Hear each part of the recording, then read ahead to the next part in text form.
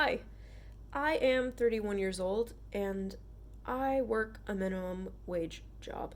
I have a bachelor's degree, but that means very little when you have destroyed your own life and destroyed your own reputation and had an affair, which ruined your life. And now I'm starting over. All I have now is my computer and the messages from my online affair, which ruined my relationship with Zell and ruined my life. And, I'm looking back at these messages and talking about this so people who watch à-bas-le-ciel know that I chose to do this at each stage. Zell is the victim here. I am not the hapless victim. I chose to do this, and it's just very sometimes I am very down about my life and the circumstances that I'm in, but these are the consequences of my actions, and I have to be a grown-up. I have to just deal with them. It's the worst part of it is that Zell has to suffer because of it. He he always cared about my future, and he cared about our future together. He cared about his daughter's future, and I didn't. I cared more about selfish, reckless affairs. I cared more about having cyber sex behind his back than my relationship with him and my relationship with his daughter. And yeah, I just look at some of these messages where I'm protesting and it still gets to me. I recognize I have to just own this and not be sad about it. But sometimes I just read these and I think, why did I not just stick to this? So I wrote to him, "Good morning, Abby. This is April 28th. I said, I don't have a job that pays, but my job right now is to teach myself Chinese. From now until September, when the fall semester starts, I plan to read a few very dense books and make study materials. I plan to turn them into YouTube videos, which is going to require a good amount of research. I'm studying Chinese every day, but I don't feel like I'm studying enough, and I need to be more productive. I slept 2 a.m. to 5 a.m., but woke up alert and felt like I needed to accomplish all the stuff I intended to accomplish yesterday. Today I'll be studying or napping, but I'll see any messages you send here if you want to try to distract me." He said, "Morning, Mel Mel. Wonder how I can distract you," with an emoji. "I'm sorry you slept so little. I need to sleep too. No late night texting tonight. I hope you get to complete your Chinese tasks for the day." So he wrote to me at 9:23 p.m. saying, "Hello," like he wanted to talk to me.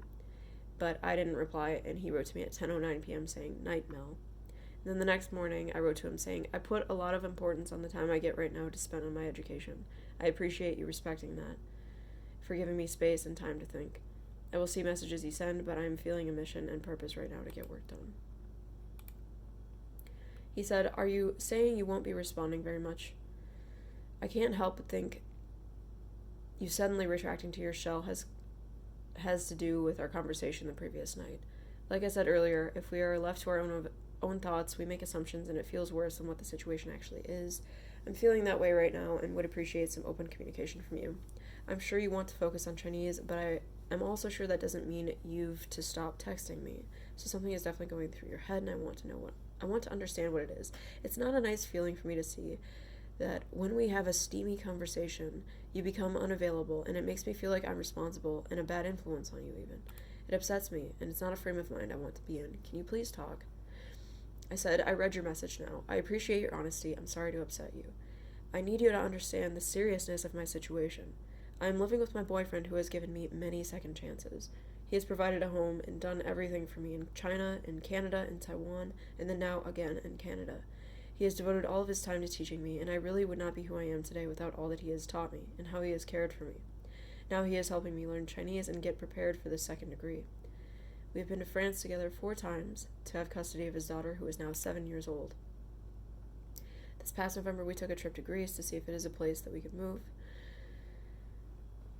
And I talk about the situation with his daughter. I talk about the fact that Zell and I want to get married, but that his ex is not cooperating with the divorce. And I talk about the fact that he didn't see his daughter from ages 1 to 4. I said I was beside him when he saw his daughter for the first time in years, and his daughter didn't even recognize him. His daughter believes some other man was her real father. I said I've been like a mother to his daughter, and I'm having separation anxiety from not seeing her for so long. It's like we had a happy family together, and now I'm left with no daughter. She really loved me and treated me like her mom. She even said, I wish you were my DNA mommy. I say, my boyfriend has seen me go crazy, scream, and threaten suicide.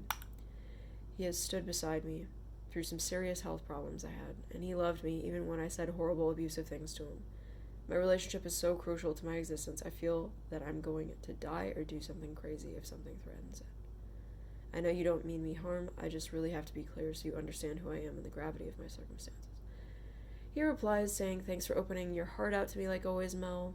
This message helped a lot in understanding your mindset and the things you are dealing with on a day-to-day basis. Assured, I'm your friend first before anything else, and your mental and physical well-being is important to me. More than happy to discuss how you want us to be and what you expect of our relationship. I said, thank you for your thoughtful response. Thank you for your patience with me. We listened to your recording on Jainism yesterday. I suggested that we all talk together sometime soon.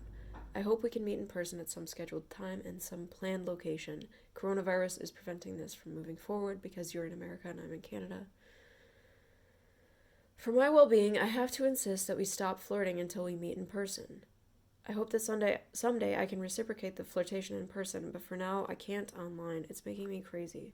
Be friendly with me online, and hopefully in a month or two, we can meet in person. I also meant what I said about studying. It's basically my only job right now, and I have to have something to show for it. Maybe if I can really devote myself to making study materials for YouTube, it could lead to income someday. I don't know, but I gotta devote quite a lot of time to Chinese, and it's not an easy language to learn. So he said, sounds good. That night, I asked if he could have a video chat with me and Zell, and we did. That was when he first had a conversation with Zell, when Abhishek had a conversation with Zell. And that's the only time that we all had a conversation together. He says, 10:58 p.m., April 29th, 2020, nice to have met your boyfriend. I said, thank you, I am so happy you two met. So, it's just so depressing knowing how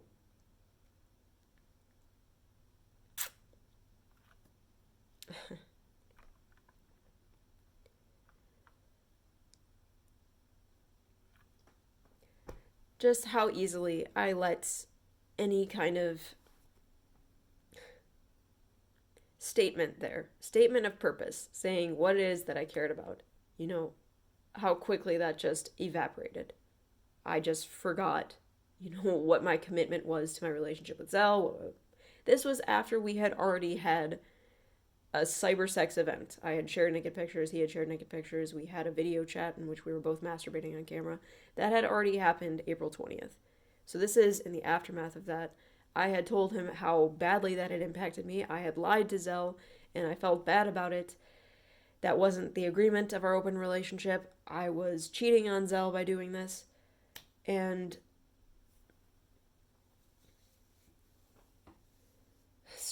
it's just so horrible still looking at these messages, knowing that I had everything. I had it all.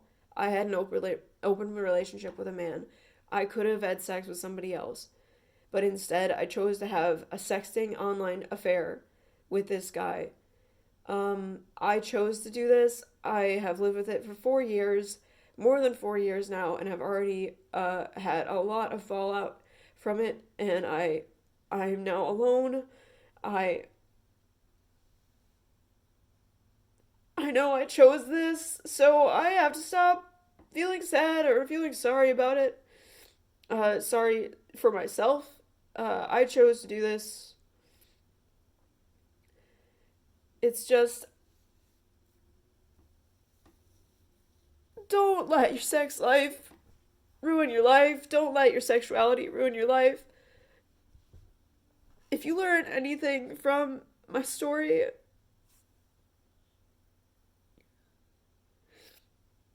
just get your sexuality and your desires under control.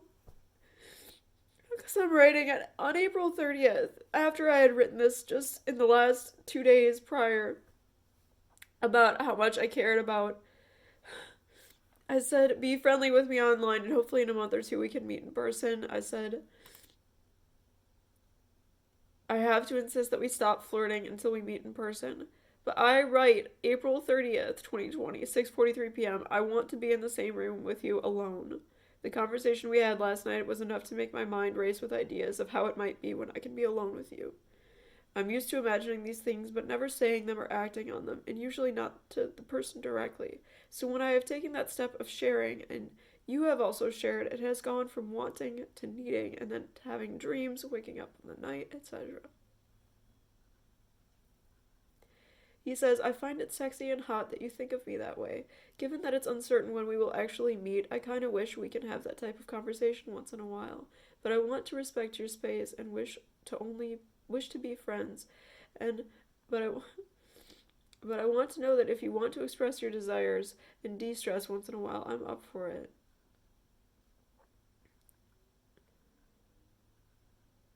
I said you're sexy and hot to me, and I'm really not thinking friendly thoughts right now, so just give me some time to cool down.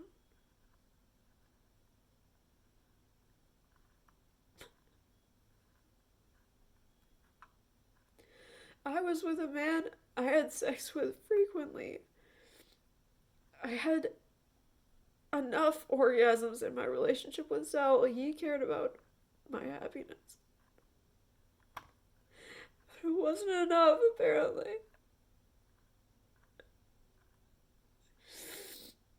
I got so turned on thinking about you earlier. This is me. This is Melissa saying this. For a while, I was just trying to focus on other things. But my pussy was so wet and throbbing, I couldn't help myself. My legs were trembling when I touched myself. It was a relief to orgasm. But for me, it does not lead me to quit. I just want more and more.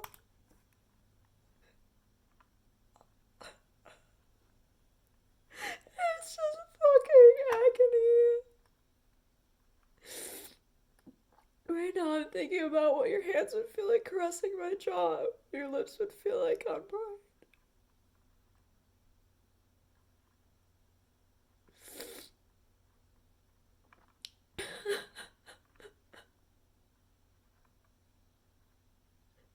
I could have actually had sex with somebody else. I could have lived out some fantasy of having sex with another person. But instead, I wanted to talk about it with somebody online.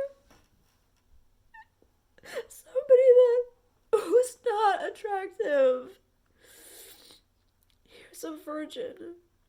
He hadn't told me at this point that he was a virgin, but still somebody that I knew had not been in a real relationship.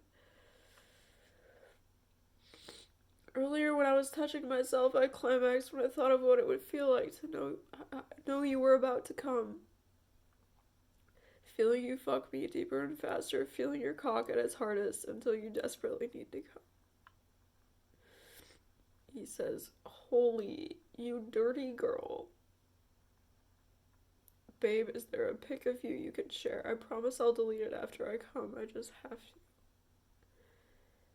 I said, I'm sorry, I really have to say no on the photo app. Can I help you in some other way? I said, I was super freaked out. I just have to refuse. I like you a lot and want to help you. So I wanted to help him come. I wanted to boost his ego. He's said that I boosted his ego. I wanted to boost the ego of these other men. Make these other men who were obviously inferior to Zell. Obviously, I wanted to make them feel good looking, smart. I wanted to make them feel like they were better people than they were. I said, I feel ashamed of my sexual desires sometimes. I already mentioned that to you at some point, I think. So it has nothing to do with you personally. He said, nothing to be ashamed, Mel. We are all human and it's a biological need.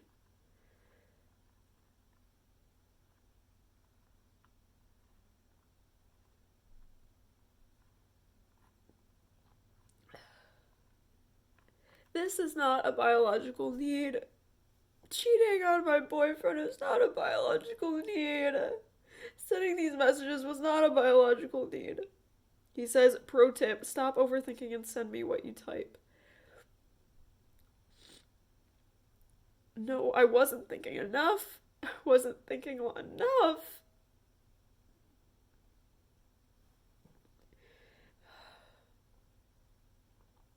Don't let your sexuality destroy your life this way. Don't end up like me. Don't end up a 31-year-old woman living alone, working a minimum wage job with no future. Okay? Please learn something from this. Please, I need to know that something came out of this. Somebody didn't ruin their life because of having seen this video, having seen and known about this story. Obviously, a lot of people don't need this explained to them. A lot of people, if they had been in a relationship like the one that I was in, would be so grateful, would be so appreciative, would just love their partner so much that they would never even consider doing this. I understand I am an especially evil, horrible person for having done this. But please, don't just stop cheating on your partner if you are. Stop lying. It's not worth it. It didn't make me feel good. It didn't make me happy. I will never be happy now. Never. I can put on a smile for my job. I can get through the day. Barely. But I will never be happy. When I was 27 years old, I could have salvaged my relationship with Zell. But instead, I cheated on him. I had this affair with Abhishek Desikan, and I cheated on him with other people too, and I lied to him and betrayed him for other people.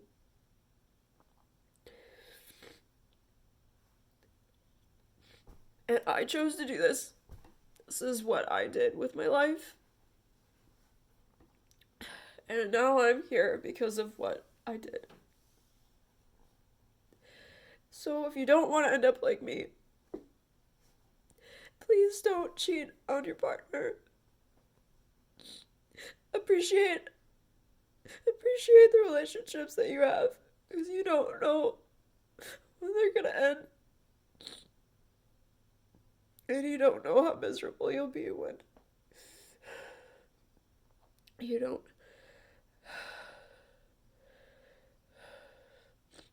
have the chance to make it up to the other person anymore for harming them.